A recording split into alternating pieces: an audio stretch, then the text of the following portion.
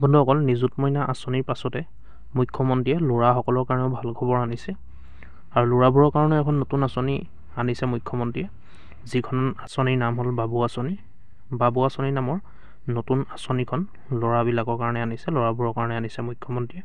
আৰু এই কথা মুখ্যমন্ত্ৰীয়ে নিজ মুখেৰে কৈছে, যিহেতু নিযুত মইনা আঁচনি ছোৱালীক দি গ'ল আৰু এতিয়া আহি আছে বাবু আঁচনি। বাবু নামৰ আঁচনিখনৰ বিষয়ে কি ক'লে মুখ্যমন্ত্ৰীয়ে শুনোচোন আহক তেওঁৰ মুখেৰে।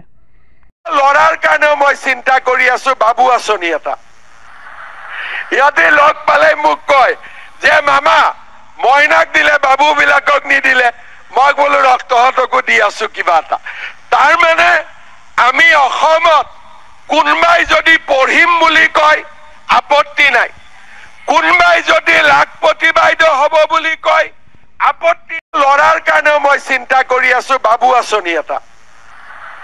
ইয়াতে লগ পালে মোক কয় যে মামা মইনাক দিলে বাবু বিলাকক নিদিলে। মই বোলো ৰক্তহতকো দি আছো কিবা এটা।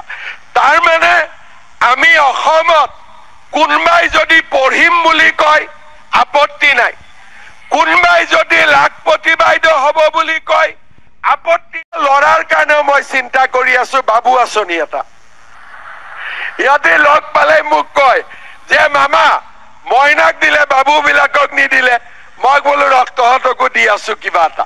তাৰ মানে আমি অসমত কোনবাই যদি পঢ়িম বুলি কয় আপত্তি নাই, কোনবাই যদি লাখপতি বাইদেউ হব বুলি কয় আপত্তি।